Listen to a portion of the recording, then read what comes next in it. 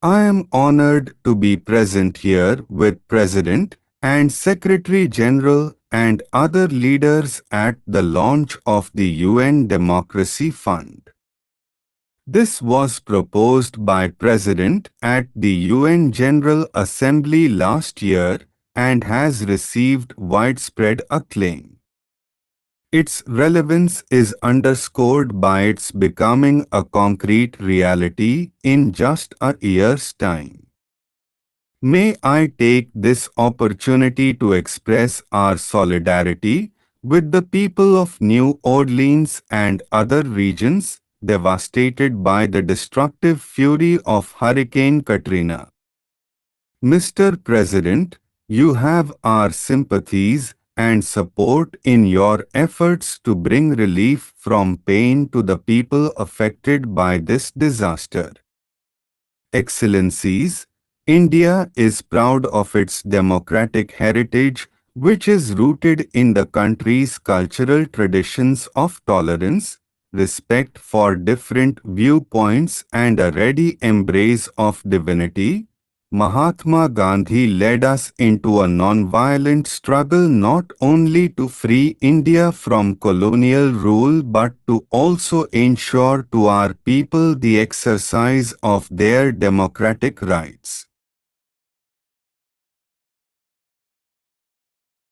To him it was clear that the end to colonial rule would mean very little unless the broad masses of the people of India were empowered with democracy. We were also inspired by the ideals of freedom, equality and justice that were the hallmarks of the great French and American revolutions. India's awakening to freedom, in turn, inspired freedom movements in Asia and Africa. A whole family of independent and proud nations took their place on the world stage. India sympathized with and supported their struggle to become masters of their own destiny. For us, the democratic ideal is a common heritage of mankind. Those fortunate to enjoy its fruits have a responsibility to share its benefits with others. As the world's largest democracy, it is natural that India should have been among the first to welcome and support the concept of a UN Democracy Fund. We believe that democracy based on universal adult suffrage empowers the most humble citizen of our country and give him a sense of dignity. Poverty, illiteracy or socio-economic backwardness do not hinder the exercise of democracy. Quite the contrary, our experience of more than 50 years of democratic rule demonstrates how democracy is a most powerful tool to successfully overcome the challenge of development. But most of all, democracy alone gives the assurance that the developmental aspirations of the poorest citizens of our society will be taken into consideration by such programs. I bring the best wishes and felicitations of the people of India to this August Assembly meeting in its historic 60th session. India has a special regard for the United Nations. The ideals of the UN run parallel to our own civilization ethos. This is the ancient Indian concept of Vasudhaiva Kutumbakam, or the whole world is one family.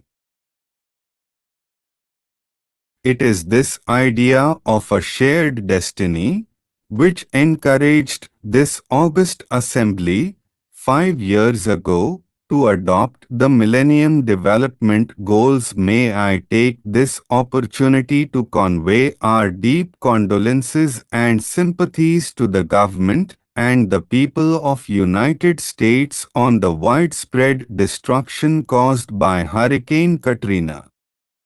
At the turn of the century, there was growing recognition that the contemporary challenges of pandemic diseases, environmental depredation and terrorism demand a global response.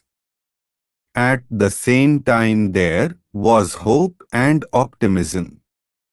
The world community welcomed advances in science and technology, which made it possible as never before in human history to confront these challenges.